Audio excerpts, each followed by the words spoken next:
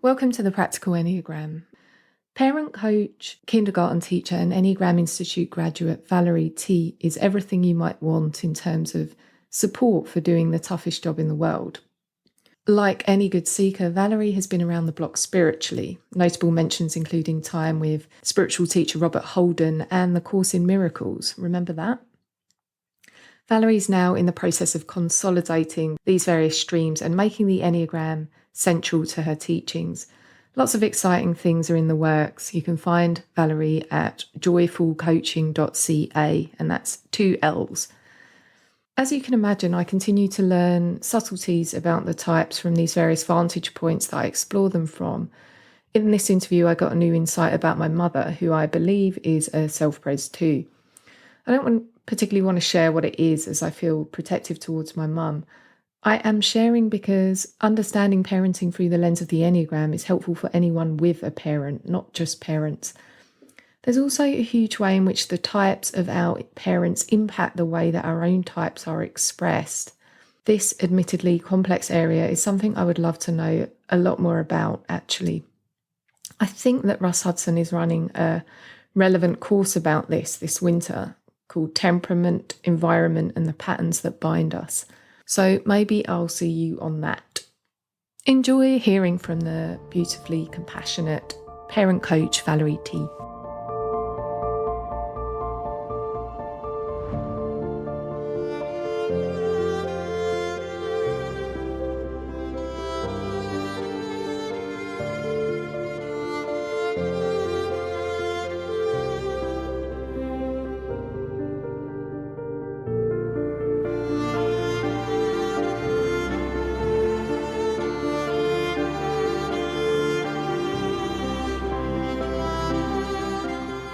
Valerie, complete pleasure to meet with you. Thank you again for being responsive to this request. Oh, I'm delighted to be here. Thanks for having me. I would love for you to share when you discovered the Enneagram. Did you type yourself easily? That sort of thing. Well, I have to embarrassingly admit it wasn't love at first sight with the Enneagram.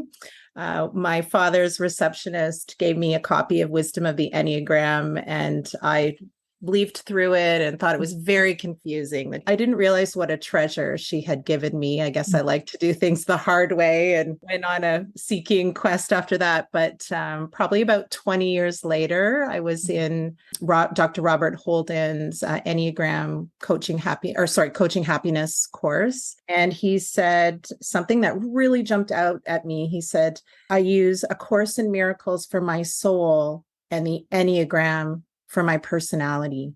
So it awoke a curiosity in me. So I looked up that actually in 2 weeks' time, Russ Hudson would be presenting just a couple hours from my house. So I signed up on the spot, and well, that did it for me. A weekend with him was more than 20 years of therapy or seeking around the world. It was like right there in that moment when he described type 2, I wept. He did it with such tenderness. I realized what I'd been up to my whole life. It was like, how does he know me so deeply? I knew in that moment that parents need to know this information, but I also knew in that moment that I'd need to learn it deeply before that is, I knew it was my calling, but it would be 10 years before I would start really teaching it more deeply to parents. Mm-hmm. Were you already teaching parents how to parent more consciously when you went through? Yes. So I've been teaching parents positive discipline for a number of years, for about 8 years now. What is that, Valerie? Because that was the first time I'd encountered that term, actually, when I was reading your bio on. Yeah, well, it's kind of a crappy name, because when we hear the word discipline, we think punishment. Discipline's kind of been synonymous with punishment, and then there's this word positive in front of it. But basically, a lot of parents think there's only 2 choices in parenting, either really authoritarian, like my way, or the highway, control, and that the only other option is permissive. And oftentimes the parents co-parenting, they become caricatures of one another, because one's trying to lay down the law or make sure the rules and values are being upheld, and the other one's like, whoa, they're so harsh. And And positive discipline is another way of parenting. It's a third offering. There's a few premises, but one of them is that 80% of parenting is connection. Through the relationship, we guide our children and they actually take in our values and will choose to do the right thing, whether we're around or not. And we're going for like the long-term vision, not just the immediate stopping the behavior. It often gets confused with being permissive. It is not at all. I'm actually a really strict mom and I have really high standards for my children. But I do that with kindness and dignity and in a collaborative way. So we work together with our children to pass over our values and the skills they need to do well in life. And I feel the Enneagram's so complementary because if we go back to 80% of parenting is connection, well, the foundation of connection is presence. So what does it mean to parent with presence from an Enneagram perspective? I'll use a couple of metaphors because that might help. Yeah. But I really love Marianne Williamson talks about all of us being lamps. She talks about, we all might have different looking lamps, but we all shine bright when we plug into the present moment now. And so I take that metaphor a step further in our plug has 3 prongs, 3 centers of intelligence. We have to be present in our body, embodied. We are connected to our deeper, more subtle heart, not the reactive feelings, but our deeper heart that guides us in life. When we're in our body and our heart settled down, then the head comes online too, the deeper mind, the mind that's open, receptive, curious, has guidance. So when we have all 3 of those prongs, that helps us come to now. At least that's what the Enneagram has taught me, no matter our type. Yeah. This term essence parent, I love this. What is that? What's that? When I was learning about the Enneagram and wanting to apply it to parenting, I thought, well, really, we're trying to be essence parents at the end of the day, which is who we really are. Like, who is showing up to parent when you're parenting? Is it your patterns? Is it your habitual nature? Is it sort of the average? If we talk about the Riso Hudson levels of development, is it your average levels of development that's showing up to parent? I think of an essence parent is we're more parenting from presence. We're able to draw upon the gifts of all 9 types. This is not a search and destroy mission. I don't feel it's like get rid of those behaviors or effort to stop them. Parents already are giving themselves such a hard time. We don't need to do that anymore. What are the special capacities as you see them of each type as a parent? Can we do that, Valerie? Is that all right? Sure. And also their blind spots. There are just so many gifts that each type offers, more than maybe I'll just pick one as we walk around. And what can happen to that gift when we're not present, and how it can show up in a way that becomes our blind spot, and how we unintentionally stay stuck or maybe make our children feel uncomfortable when we're not intending to. So I always like to start with type 8. So should we start there? Yeah. I think 8, when they're plugged in, with their heart, their body, and their mind, and they're really present, 8s just have such a great way to tap into their instincts, know what to do next. There's just a real self-assurance. And 8s are tremendous as parents of setting good boundaries and saying no and using their power in a really healthy way. And when 8s are bringing that kind of power with compassion and mercy to their parenting, kids lean in to that. They're like, oh, my parents are in charge here. I can just relax and go about self-actualizing. I don't have to be the one driving the ship. There's so much anxiety right now amongst children because sometimes they feel nobody's driving the parent ship. Nobody's in charge of the home. I think when 8 parents lose contact with the present moment, their natural way of being self-assured or having good boundaries or trusting their instincts, they know what to do. They lose contact with that. And now they're efforting towards it, trying to bring it back through their ego. And so then it becomes more authoritarian, more my way or the highway. They're bossing their kid around all day. And, as children, we can only handle so many compliance requests. Kids usually get like 200 a day. It's ridiculous. So when they get home to their parents, they're like, no way, I'm not doing it, right? They've been bossed around the whole day. So, as an 8, when I start losing contact with the present moment, I have to be careful about not taking my child's perspective into consideration and wanting things a particular way and really being domineering about that. So the self-observation for the parent would just be like, where am I enforcing this rule or this value right now? Is it from my need to be in control of this situation and wanting this sort of allegiance from my child? Or is it actually, this is for their safety, their well-being, their health? This is an important boundary, this important limit. From presence, we can discern that. We know. Yeah. And then moving over to 9, I love 9s my husband's a 9. I just so appreciate a 9's calmness and ability to take in all the perspectives, and really such incredible listeners that really help children feel safe emotionally. And we hold children to a adult standard of being self-regulated, but really the brain doesn't mature until a child's 24, 25 to be able to self-regulate in a way that an adult would. So 9s have a lot to teach us about downloading our calm instead of uploading our child's chaos, right? When 9 loses contact with that, and they want to kind of keep that groundedness and peace, it turns into sometimes checking out or not wanting to deal with stuff that's really hard in the parenting realm, and maybe being a bit more permissive, harder time enforcing the rules. And yeah, it's harder. So we don't like some of the chaos our kids are bringing when we just want to feel more grounded, more peaceful. What's the self-observation for 9? Yeah, I think just noticing when we don't want to deal with something, or we're kind of just in our head, we get our go home clothes on and we're just kind of retreating to our regular meal, right? Like we're just kind of like checking out a bit. That's our wake up call for sure. And that we need more engagement with our family and to meet things head on a little bit more. Moving on to the 1s, maybe. Yeah. So 1, I think, children learn best through modeling. 1 really teaches us about modeling what we want to see. And when we have that strong relationship with our child, they'll naturally want to take on our values and want to be like us. And so they'll do the right thing when we're not around, because they're already wanting to emulate our values and what we bring to the world. So if we want our kids not to be addicted to their phones, guess what?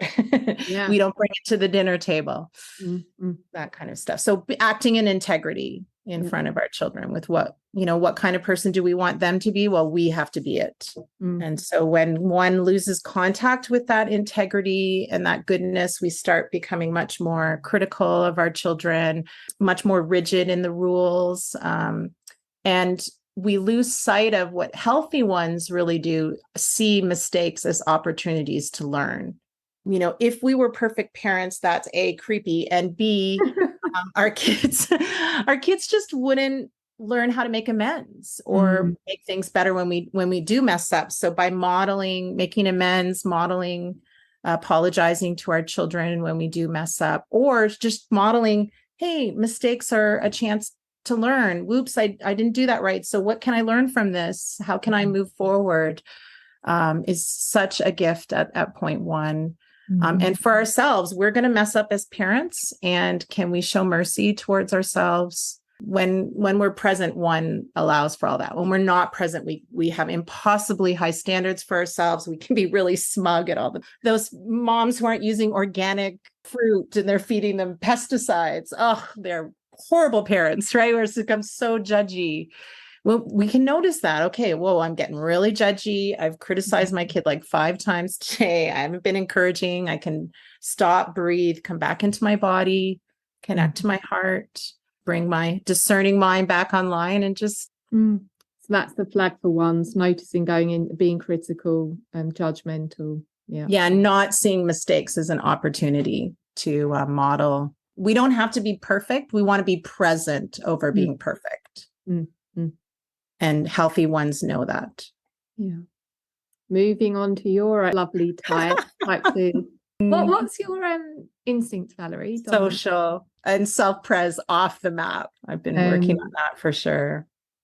There's as I said, with all the types, there's a lot of gifts, but I think the main thing that 2 really brings are lessons around attunement, what's really needed in this situation for me, for my child, for maybe other people in the situation. So we're kind of attuning to what's truly needed, not what we think, but really receiving guidance around that through our body, our heart, our mind to know and respond in a way that's needed. But when we lose touch with presence, then we're probably parenting from our fixation and our heart suffering. We're thinking there's no love here. Oh my gosh, that's so painful to think there's not love, that I could be abandoned. So I'm going to double down on the love. Like I'm going to bring love, because we can't not have love in the world. And so that can me starting to be really intrusive as a parent, doing a lot for my children that they could do for themselves, needing to be needed. So then they're not getting a lot of parenting skills that I could be passing over to them, because I'm doing everything for them, and possibly feeling resentful about that too. One thing I personally have to really watch is make sure I say no to things, because sometimes I might get stretched outside of the home by saying yes to others and then not being present to my own children or being there for them, because I've said yes to all the things that are needed, because I'm so highly identified with being needed. So yeah, so I think, really the wake up call for the 2 is what's my to-do list really look like? Am I on it? Am I on that to-do list? And am I taking care of myself? And sometimes it's a no to my children. Yeah. What is needed is no, you can't have that. Is that hard to tell them no? Sometimes it can be, if I'm definitely feeling more at the average levels, for sure, because there's a need. How do I not respond to that need and realize that actually that is the best thing for them to figure it out themselves, seek other resources, or giving them the space and capacity to grow and develop without me being so smothering. 3, yeah, I can imagine already how 3s get into trouble. Really, the real strong point of 3 is knowing that our being matters, and that we as parents matter, that we do have influence. A lot of times parents, I think these days, feel they don't have influence over their child, but 3s really show us when we really bring our gifts, our authentic self, our value in service of the world. That's so inspiring for young people to see people who are really going for their dreams, who are guided by their heart and what delights them and joy. And imagine our children following and integrating that. I mean, that is such a gift from 3s, to be of service, to follow our deepest joy, to find meaning in our life. 3s, wow, they're so inspiring.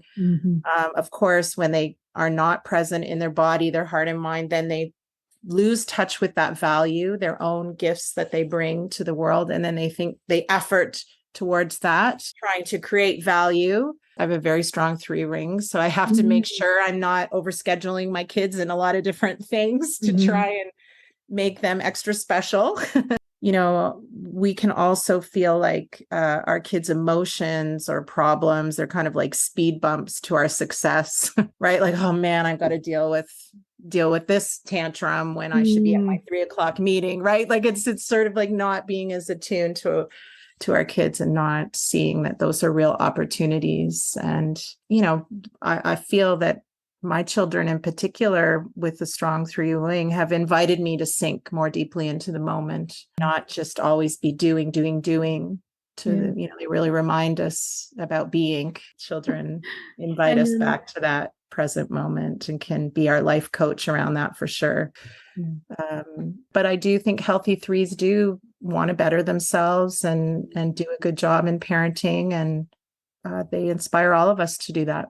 What's the self-observation for 3s, Valerie? Is it noticing when they're being impatient or I think impatient would be a good one, especially impatient with their children, or noticing that they're feeling competitive about their children, like maybe not overtly bragging, but feeling really like their child's a bit of an extension of them, and demonstrating their worth, their personal worth being on how well their child's doing.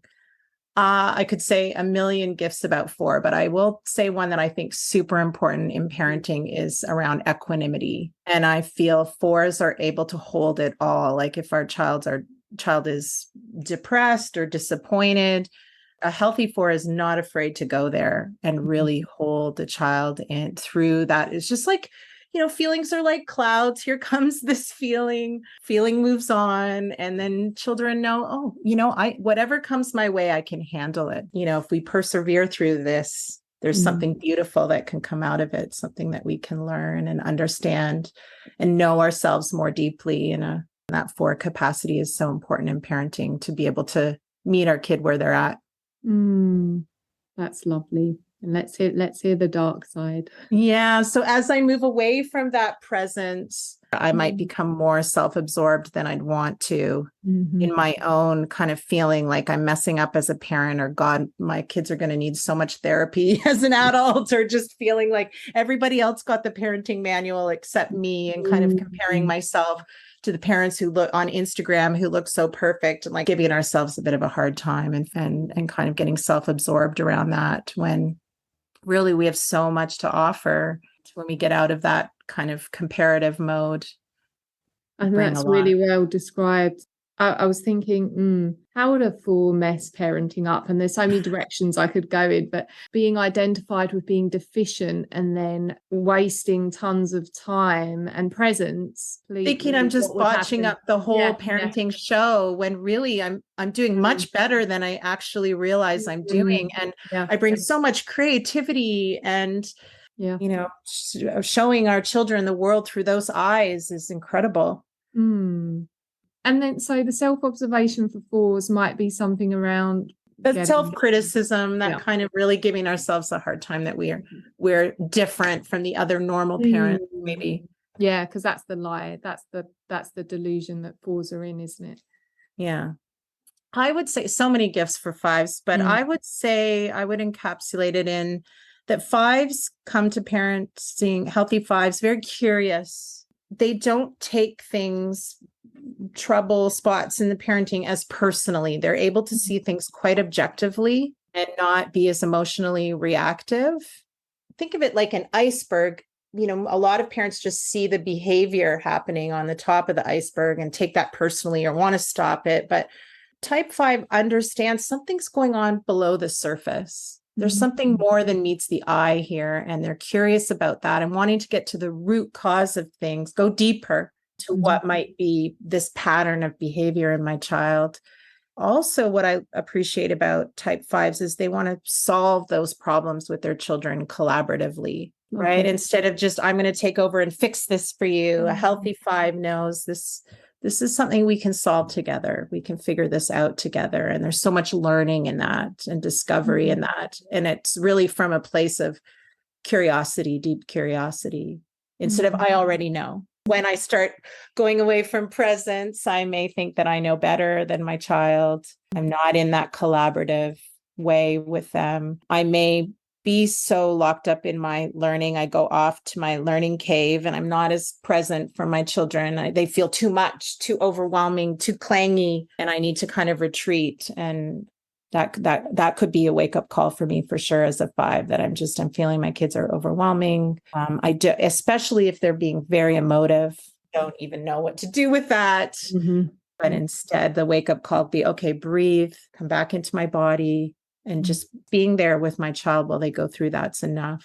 Then often the collaboration comes, our child goes through that feeling part, then the thinking part comes back on, and then now we can start having a conversation. But as a 5, just being willing to ride out those feelings with our kid till they've calmed back down and keep that feeling of curiosity.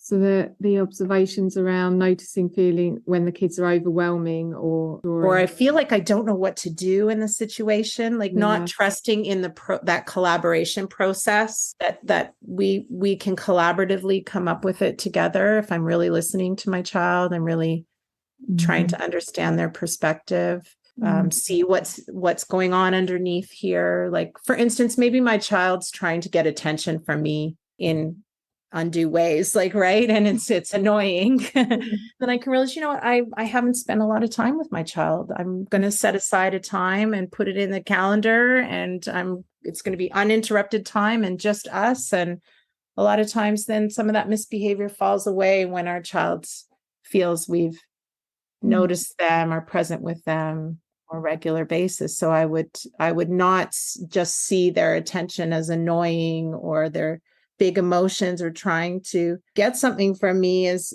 more resistance. I'll see, okay, you know what? I really need to set aside some time with my child and just have some fun and be with them. About my brother, my older brother's a 5. I see lots of the first things that you pointed out with him and also lots of the second things. Yeah. And so like that, so it's like our gift, our beautiful gift, that curiosity, that being able to solve problems without the body and the heart then turns into just sort of maybe being insensitive and just trying to fix it. Fixes. Yeah. So 6, I feel that 6 really brings courage to the parenting table. And they do so in that trusting in the long process of parenting. Sometimes there's patterns in our child's behavior and we want to help them learn a different skill. Oftentimes children don't have skills. And that's why they're misbehaving. They have lagging skills and we haven't actually shown them the skills they need to do that a little differently. Type 6, notice those details, notice what skill might be missing, and then trust in the process of teaching those skills. So for instance, just even emotional self-regulation takes time. You know, we wouldn't hand a child a chapter book, read it, and then say, okay, now you know how to read a chapter book. We would teach them the alphabet and teach them about sounds and sentences and grammar. And this is a period, and this is a book cover, and this is the title. Like there's so many elements and details to that. And we take time to teach them that. And so I feel that 6s are dedicated and loyal to that long haul in parenting and trusting the process of parenting, that in the long term, we will have a healthy family and that will contribute to a healthy community. We build that up and trust the process and trust our own inner guidance around that. When I stop being as present, I don't trust myself at all. And I don't trust that process. And I may be overprotective of my children or super anxious about them trying anything new. And in the moment they're anxious, I'm anxious, like moving into a lot of self-doubt, even about small parenting decisions, overthinking things, losing that faith in the parenting process and wondering, getting kind of paralyzed almost sometimes in what to choose, what to do, how to guide. Controlling. I'm thinking about my sister-in-law. She gets so controlling. And she's such a great parent, but I know. I heard once, it was so good on a panel with B and Uranio. There was a type 6 parent and her child was like on the monkey bars and it was a bit unsafe. I guess she was like, be careful, be careful. And the other parent said, a broken bone is easier to heal than a broken heart. Type 6 parent, her inside voice was, well, a broken neck you can't fix. Classic 6. I'm like, that is so classic. You know, that kind of just feeling overprotective and hyper vigilant about preparing all that kind of. You know, I was a kindergarten teacher for 18 years. I'm on sabbatical right now, but I definitely can see where parents have been super anxious and overprotective. Then the child's also, I don't know if I want to eat grapes. They're kind of unsafe. Yeah, I've definitely seen that as well. They pass on their anxiety, which I guess it's quite contagious. It's quite contagious. We're seeing a lot of it for sure these days of kids very anxious. So okay, so the self-observation for 6 is clear there, I think. It's just noticing when you're becoming highly strung and easier said than done, I'm sure. I know. And then for all that, like we're talking about each type, and I'm sure that any parent would relate to all of these points. Let us go to our 7s and then the type tour is complete. Yeah. Again, so many good things about 7s. I think 7 is definitely bring that joy de vivre, a sense of gratitude and optimism. Even if there is a hard time for our children, they're going through a hard time, we know that happiness and moving through those issues is on the other end. We're able to know we're not stuck in that hard time. So we're not afraid to face those darker times, and then bring a sense of lightness and optimism. 7 parents, I love, Russ calls them the spark plugs of the Enneagram. Like, they bring such fun and joy and lightheartedness to parenting too. It reminds, sometimes we get so responsible. 7s definitely remind us to have a good time when we're parenting too. So really appreciate that about 7s. And when we stop feeling as present, then that joy de vivre turns into kind of wanting a little bit of everything. It's sort of like going to the full buffet, but then we're not always finishing our tasks or following through with our kids, wanting to be more the fun one than maybe more of a disciplinarian sometimes too. So, oh yeah, I can completely imagine that. Yeah. Which puts the pressure on the partner to be bad cop, hey? They become almost caricatures of one another. So I think like the really big lesson at point 7 is we don't have to protect our children from pain. Yeah. Oh, I actually heard a really great someone pointed out a metaphor to me about this biosphere that they created in Arizona. The trees in that biosphere were doing really, really well. And then all of a sudden they just tipped over.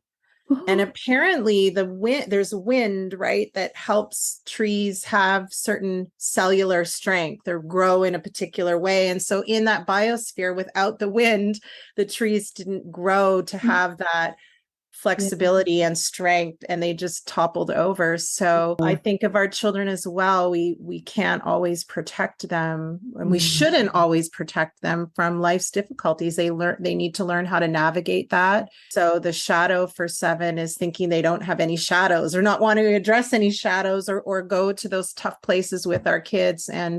But when we're healthy and present, we do, and we hold that sense of optimism, and that whatever comes my way in life, I can handle it. That was great. Thank you. Thank you so much, Valerie. I've loved meeting you. Yeah, I really appreciate you having me on your podcast. I love all things Enneagram. So I certainly appreciate you going deeper with the Enneagram and exploring it in this way. Thank you. Thank you, Valerie. Thank you for listening. The next interview is with another Torontonian. I just wanted to say the word.